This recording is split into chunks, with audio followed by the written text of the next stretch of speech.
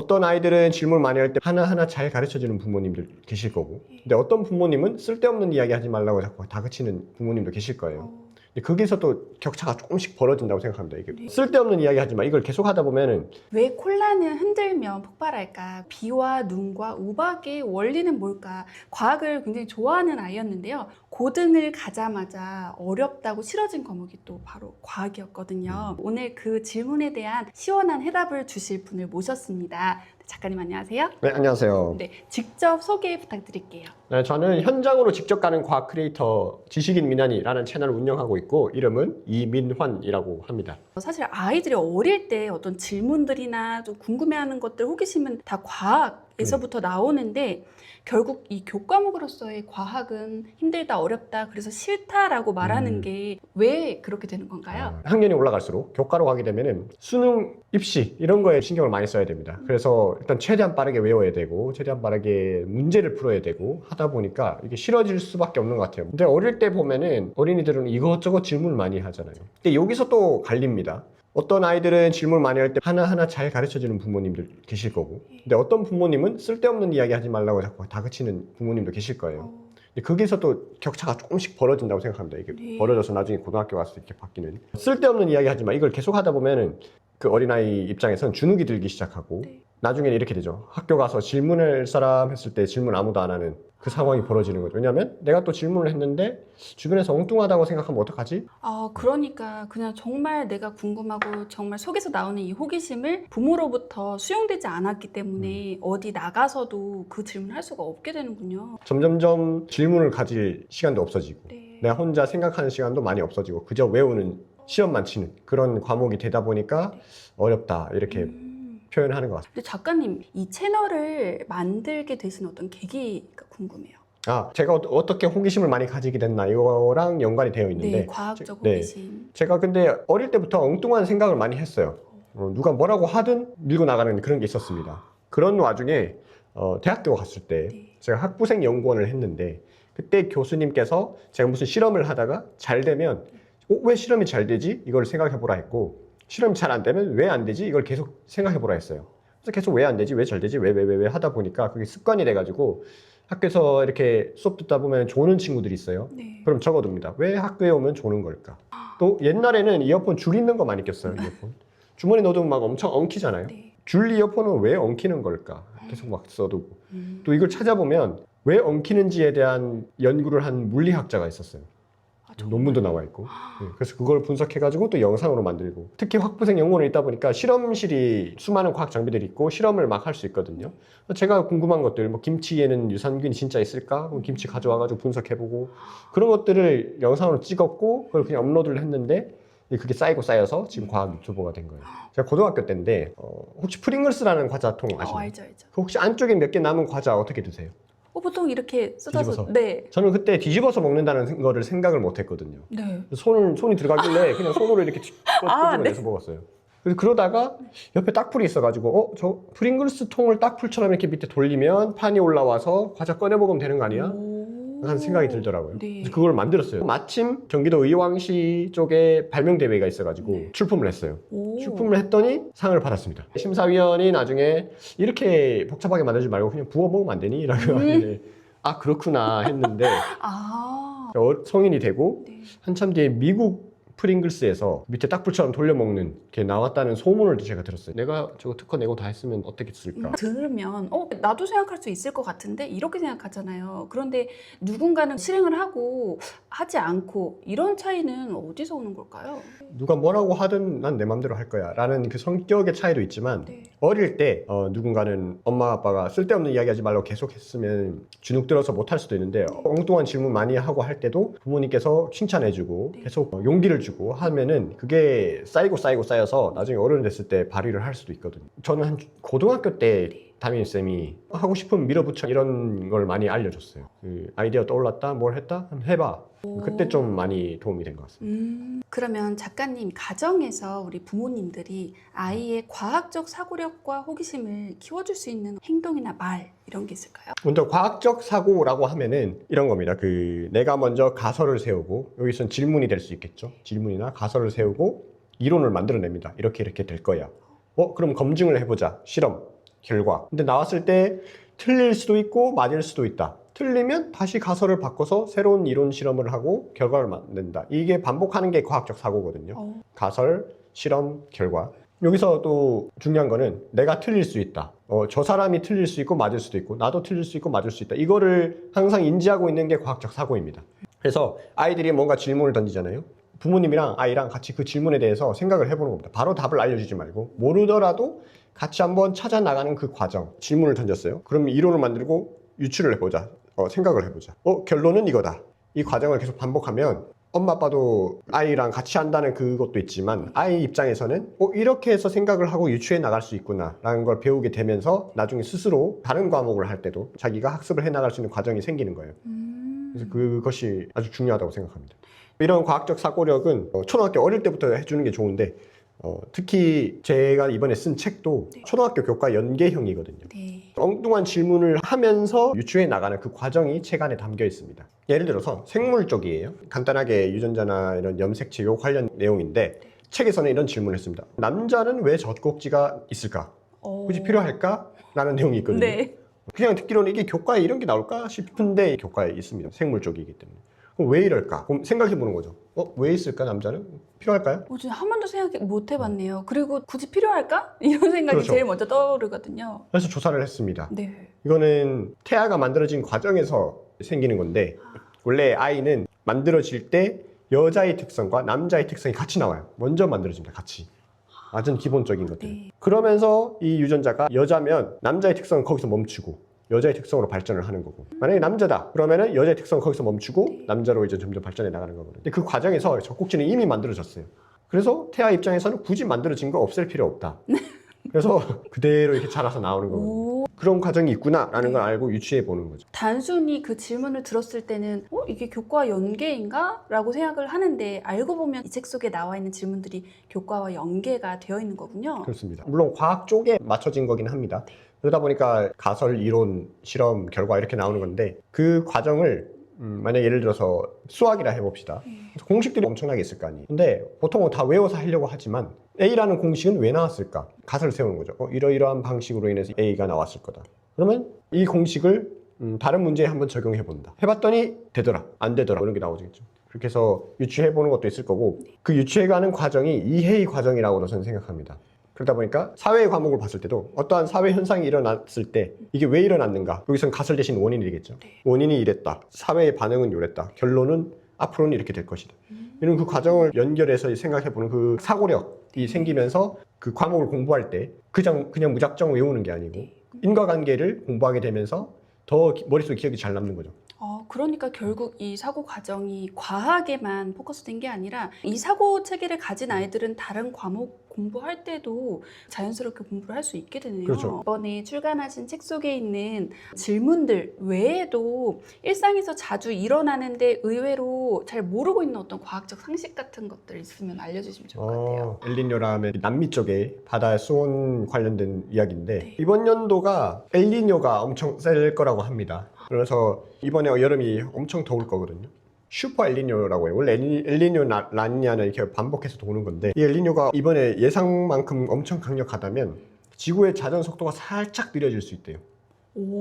하루가 더 길어지는 거죠. 물론 몇 밀리세컨드라서 인간 입장에서는 아무것도 안 느껴져요. 근데 뭐 어떻길래 자전 속도가 느려지냐? 그 엘니뇨로 인한 폭염의 강도가 마치 지구에서는 규모 9.0 정도 되는 지진이 엄청나게 일어났다라고 생각하는 정도의 에너지가 지금 지구에 발생하는 거거든요. 그러다 보니까 그 충격으로 인해서 자전 속도가 느려진다. 이런 연구가 최근에 나왔어요.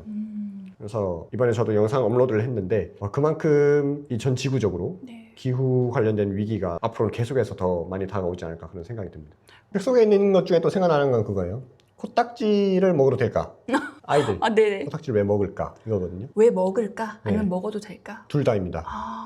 이것도 어느 정도의 가설인데 네. 일단 코딱지는 면역 세포들이 균과 싸워서 이겨서 나온 물질이 콧물이나 코딱지도 있고 그 다음에 외부 공기 물질들 이 코에 들어왔다가 코딱지로 바뀌는 것도 있고 그 두 개 다예요. 근데 어린이들은 그냥 아무 생각 없이 코를 파서 코딱지를 먹습니다. 그냥. 그 이유가 과학자들이 생각하기로는 네. 외부의 죽은 균들을 먹음으로써 그러면 아이들이 어릴 때 많이 먹어서 면역력을 혹시 키우는 데 도움이 되는 거 아닐까 이런 생각까지 하게 된 거예요. 아. 이론을 세우고 또 실험을 해본 거겠죠. 그럼 뭔가 본능적으로 그렇게 그렇죠. 하는 거예요? 아이들은 먹는 게 본능이다. 아무도 가르쳐 주지 않는데 코를 네. 파서 먹더라. 그 이유는 당연히 뭔가 작용이 있다는 얘기일 텐데, 이 생물학적으로. 그러면은 코딱지에는 죽은 균들이 많으니 그걸 먹고 면역력을 키우는데 도움이 되는 거 아닌가 이런 유추를 하게 된 거죠. 오, 재밌네요. 그러면 결론은 아직 모르는 건가요? 아니면 결론은 제가 볼 때는 아직 없는데, 네. 현재로서는 그 가설이 뭐 맞을 수 있다. 틀리더라도 네. 건강에는 문제가 없으니까. 꼭 뭐 아이가 먹는다고 못 먹게 할 수는 있지만 네. 그걸 가지고 막 엄청 혼낸다든지 그럴 필요는 없지 않을까. 뭐 이렇게. 뭐 결론이 건강에는 큰 문제가 없는 거군요. 그렇죠. 어차피 다 죽은 균들이니까. 아, 그러면 작가님 이 초등 때 이런 곳은 꼭 가보세요라고 아. 하는 숨겨진 장소가 있을까요? 저는 부모님들한테 항상 추천하는 게 네. 박물관이랑 현대미술관 엄청 추천을 많이 합니다. 왜냐하면 어린이들 데리고 갔을 때 현대미술관은 성인이 봐도 이 작가가 왜 이렇게 만든지 모르는 난해한 것들이 엄청 많아요. 그렇죠. 근데 우리는 자꾸 그 정답을 찾으려고 해요. 꼭 그런 거 말고 어린이들 데리고 가서 이 작가는 어떠한 마음으로 이런 걸 만들었을까? 어떤 생각으로 만들었을까? 아니면은 이 작가는 이것 때문에 만들었대. 너라면은 어떻게 만들었을 것 같니? 이런 것들을 계속 주고받다 보면은 네. 상상력도 많아질 거고 현대미술도 어찌 보면 엉뚱한 것일 수 있는데 엉뚱한 것을 많이 보면 볼수록 엉뚱한 질문들을 더 많이 하게 될 거다라고 생각을 합니다. 그리고 또 박물관 가면은 고대 유물들이 엄청 많잖아요. 그 유물들 보면서 1000년 전에 이 사람들이 이런 걸 만들었대. 왜 만들었을까? 이런 것도 계속 생각해보게 하면서 물론 정답은 없습니다. 네. 그냥 생각하게 해보는 거예요. 그걸 계속 왔다 갔다 이야기를 하다 보면은 그런 생각하는 힘이 자동으로 길러지지 않을까 생각하거든요. 그러니까 박물관이든 어떤 현대미술관이든 가서 너는 왜 이런 걸 만들었을 것 같아 하고 이 아이의 어떤 생각을 끌어내는 질문을 하는군요. 그렇죠. 아까도 앞서 말했지만 쓸데없는 소리 하지 마라. 이런 거를 절대 하면 안 된다 했는데 그 이유가 뭐냐면 엉뚱한 질문에서부터 위대한 것들이 많이 나오거든요. 예를 들면 대표적인 게 일론 머스크입니다. 일론 머스크는 엉뚱한 질문을 던지고 실행을 해버려요. 예를 들면은 이거예요. 지금은 흔해졌지만 로켓이 되돌아오는 거. 스페이스X의 로켓이 되돌아오죠. 예. 옛날에는 마치 이런 거예요. 오토바이를 타고 배달을 해주고 있는데 짜장면 배달을 해주고 오토바이는 버리고 새 오토바이 사서 또 배달하는 게 지금 기존까지의 로켓 배송이었거든요. 우주로 위성 발사하는 거. 근데 일론 머스크는 어느 날 이런 생각이 있습니다. 그거 버리지 말고 다시 쓰면 되지. 물론 주변에서는 상당히 그 말도 안 되는 소리다. 돈 더 많이 든다. 네. 했는데 그래도 했죠. 그렇게 해서 성공을 했고 스페이스X가 이번에 상장한다고 하는데 네. 스타링크. 우리는 통신 기지국을 세우려면 우리나라에서도 사업을 하지만 해외에서도 사업을 하고 싶을 수 있을 거잖아요. 만약에 KT가 우리나라뿐만 아니라 일본에서도 하고 싶다. 그러면 일본에 있는 통신법을 다 지켜야 되고 예. 근데 거기다 기지국까지 가서 또 세워야 돼요. 그러지 말고 일론 머스크는 그냥 우주에다가 통신 위성들 전부 다 띄워가지고 지구 전체에다가 어디든 다 할 수 있게. 거기서 온, 오프 소프트웨어로 키고 끄고만 해줘서 그래서 한국에서도 키고 끄고 물론 통신법은 지켜야 되겠지. 예. 그렇게 하면 되지 않냐. 해서 지금 스타링크를 엄청나게 다 띄워놨거든요. 그래서 우리나라에서도 지금 이미 스타링크 시작이 됐어요. 통신, 제4통신. 이런 아이디어들이 엉뚱한 질문에서 나오거든요. 어릴 때 엉뚱한 질문 많이 하는 아이들이 있을 수 있죠. 그럴 때마다 절대 주눅 들지 않게 해야 됩니다. 쓸데없는 소리 하지 마. 이런 말 절대 하시면 안 되고 계속해서 용기를 주고 그다음에 좋은 생각이라는 말, 좋은 의견이다라는 말 계속 해주면서 서로 같이 엉뚱한 질문에 대한 답을 찾아 나가는 과정. 그것들 계속 하고 쌓아 나가다 보면은 우리나라에서도 여러분들의 자녀에서도 일론 머스크 같은 인재가 탄생할 수 있다고 생각하거든요. 지금 막 말씀을 듣는데 저희 아들이 했던 어떤 엉뚱한 질문들 그것들을 다 이렇게 받아주고 같이 해보는 것만으로도 정말 우리 집에서도 일론 머스크가 그렇죠. 탄생할 수 있었군요. 과학관에 가서 잘 활용할 수 있는 어떤 꿀팁? 그냥 그저 가서 보고 오는 것보다는 뭐 이런 것들 해보면 좋다. 또 미술관, 과학관, 박물관 이런 거 다 갔을 때 통틀어서도 되고 아이가 수행평가를 한다든지 이런 거 했을 때도 그런데 항상 모든 것들을 보고 나면 일지를 작성하든지 관찰 기록을 작성하든지 해서 그 기록물들을 남겨두는 걸 저는 추천하거든요. 그 기록물들 계속 쌓아 나가다 보면은 이게 아이의 데이터가 됩니다, 나중에. 지금 AI가 엄청 발달해 있잖아요. AI는 데이터로 돌아가잖아요. 그냥 단순 AI한테 검색하거나 질문을 했을 때는 일반적인 평균적인 답변들이 나오는데 내가 쌓아둔 그 데이터를 다 집어넣고 거기서 내가 묻는 질문들, 검색들 아니면 AI와 이야기하다 보면 브레인스토밍이 되는데 그러면 나의 데이터를 활용한 답변들이 나올 거란 말이죠. 그러면은 남들과는 다른 AI 활용법이 될 거고 남들과 다른 아이디어들이 나올 거라고 생각합니다. 아, 그게 정말 실제로 다른가요? 예를 들면은 이런 거예요. AI 쓰진 않았지만 봉준호 감독님 있잖아요. 네. 감독님은 항상 평소에 어딜 돌아다니든 스케치북 이런 걸 들고 다니면서 예. 아이디어가 딱 떠오르면 써둔다든지 그림을 그려둔다든지 한대요. 그게 엄청 쌓여 있어요. 그래서 이번에 영화 같은 거 만들 때, 특히 기생충 만들 때 그런 말 하셨는데 그 장면들이 아이디어가 없을 때 옛날에 내가 해줬던 스케치북 몇 개를 가져와서 이렇게 살펴본대요. 오. 그러다가 거기서 몇 가지 아이디어들이 나오고 만약에 내가 AI를 쓴다면 네. 이 그림들 내가 기록해뒀던 것들 다 스캔해가지고 AI한테 집어넣고 내가 이런 장면을 만들고 싶은데 아이디어 나올 거 없을까? 했다면 더 빠르게 나올 수 있겠죠. 오, 생각하지 못했던 어떤 꿀팁이네요. 그렇죠. 네. 기록물을 남겨둬라. 아, 너무 좋은 것 같아요. 참 저는 그 고등학교 때 과학 중점고였었거든요. 그러다 보니까 주변에 있는 대학교를 가가지고 학생들이 선생님이랑 같이 여러 대학교에서 할 수 있는 실험들을 했었어요. 아, 고등학교 때 대학교에 가셔서 네, 뭐 해부 실험이라든지 아니면 화학 반응 같은 것들 실험을 막 해볼 수 있고 하고 나면 다 일지들 다 남겼었죠. 그런 것들에서 다른 학교의 학생과는 경험의 차이가 있지 않았을까 이런 생각도 합니다. 네. 그걸 만약에 지금 이 책을 보고 초등학교 때부터 그런 것들을 해볼 수 있다면 책에 실험 내용들도 다 있어요. 네. 집에서 간단하게 해볼 수 있는 그런 것뿐만 아니라 엉뚱한 질문에서 시작되는 과학적 사고 하는 것들을 이 책으로 경험을 하면 더 빨리 다른 아이들과는 차별화를 할 수 있지 않을까 그런 생각도 듭니다. 그럼 작가님 책 속에 있는 실험들도 많이 넣어주셨잖아요. 네. 가정에서 부모님과 할 수 있는 그런 것 중에 예를 들어서 음. 지금 영상에서 소개해 주실 만한 좀 간단한 실험 같은 거 있을까요? 제일 간단한 게 안전하면서도 간단한 게 손 세균 실험이 있어요. 균 실험. 오, 어떤 거냐면 아이가 밖에서 놀고 들어왔을 때 준비물은 식빵 2개랑 지퍼백 2개예요. 네. 한 손은 더러운 손이니까 더러운 손으로 식빵을 막 문지르고 지퍼백에 넣습니다. 네. 그리고 나머지 한 손은 씻긴 다음에 빵에 문지르고 지퍼백에 넣습니다. 그리고 잘 기록을 해두고 네. 더러운 손, 깨끗한 손 이거를 햇빛이 없는 따뜻한 곳에 둬요. 며칠 뒤에 있으면 균이 자랄 거예요. 어디에 균이 더 많이 자랐을까? 이런 실험을 하는 거죠. 어머, 그러면은 너무 재밌을 것 같아요. 네, 딱 보여주고 손 안 씻으면 이렇게 돼 나중에. 네, 그 실험이 아주 재밌을 거라고 생각합니다. 네, 저도 당장 해보고 저희 아들 되게 좋아할 것 같은데요. 네. 그런 것들을 해놓고 일지를 또 쓰는 거예요. 언제 무슨 실험을 했고 내가 손을 안 씻었더니 이런 균이 자랐다. 균도 무슨 색깔별로 자라면 색깔별로 이 균은 뭘까 저 균은 뭘까 이런 거 해보는 거고. 거기서 또 발전돼서 이 균에 대해서 또 공부해 볼 수도 그렇죠. 있고요. 곰팡이 균 막 펼쳐져 있으면 그 사진 찍어서 AI한테 넣으면은 AI가 찾아줘요. 오, 어떤 그렇게도, 균이다. 활용해 볼 수 있죠. 네, 작가님 그런 게 있거든요. 정말 현실적으로 저희 아들이 종이 물에 풀면 어떻게 되는지 나 궁금해 막 네. 이렇게 말을 했어요. 그래서 들어와서 이제 씻는데 싱크대에다가 그 화장실 개수대에다가 물을 막아놓고 물을 가득 채운 다음에 휴지 심을 다 풀어놨더라고요. 자기는 그게 너무 궁금했대요. 근데 사실 그게 제가 볼 때는 엄마는 너무 화가 아니 너 그거 그렇게 하면 안 되잖아. 이렇게 그 말부터 나가게 되거든요. 왜 안 이게- 되는지 설명하셔야죠. 그냥 안 돼 하면 안 되고 부모님 입장에서는 그럴 수도 있는데 네. 참아야 됩니다. 그럴 때 저는 어떻게 했어야 될까요? 항상 이런 마인드. 이럴 수 있지. 뭐 속으로. 네. 이럴 수 있지. 아이니까 이럴 수 있지. 한번 참아주시고 이미 벌어진 일. 아, 그러면 그렇게 하면 좋을 것 같아요. 여기서 하면 막히니까 따로 물을 받아놓고 그렇죠. 거기서 그거는 해볼까? 뭐 네. 이런 식으로. 그런 식으로 그건 해결책이겠죠. 네. 그 앞으로는 하면 안 된다는 해결책. 근데 그 전에 이미 벌어진 일. 이게 이렇게 됐네. 일지를 쓰게 합니다. 기록을 관찰 기록을 쓰게 합니다. 궁금해서 해봤다잖아요. 네. 나는 궁금해서 이렇게 했고 저렇게 해서 해봤더니 이렇게 됐습니다.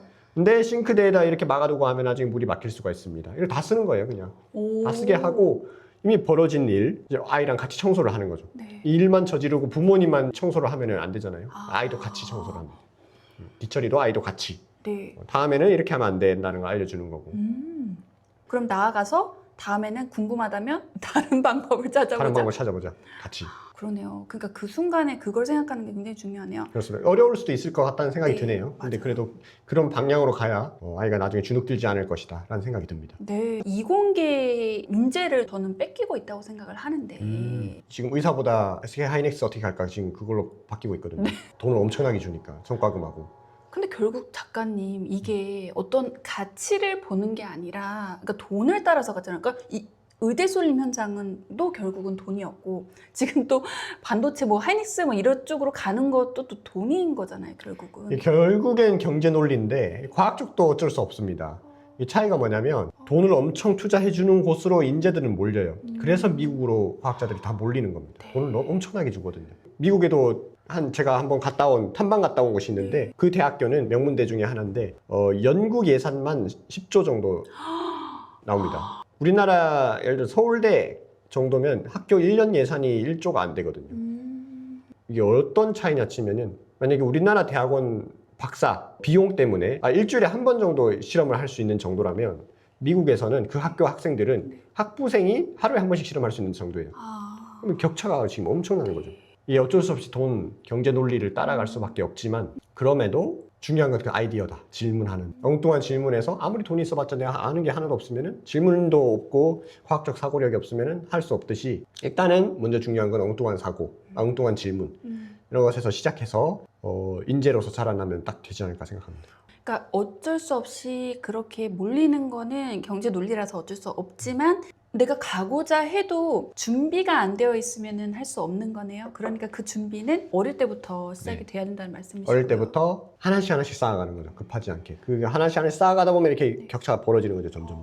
아까 예시를 든 것처럼 일론 머스크 방향이라고 생각합니다. 이게 꼭 일론 머스크는 공학 쪽에서의 인재가 된 거고 이게 어떤 분야인지 모르죠. 뭐 사회 분야일지 천문학 분야일지 어떤 분야로 될지는 모르지만 그 기저에는 엉뚱한 질문, 엉뚱한 상상력에서 아이디어가 나와서 관련된 창업을 할 수도 있는 거고 학자가 될 수도 있는 거고 그럼 무궁무진하기 때문에 일단 그 시작은 엉뚱한 질문에서 시작하는 것이 제일 좋다고 생각합니다. 네. 아이들의 과학적인 호기심이나 과학적 사고력을 죽이거나 누르지 않고 키워주는 또 부모가 되는 그런 자세에 대해서 좀 생각을 해보게 됐는데요.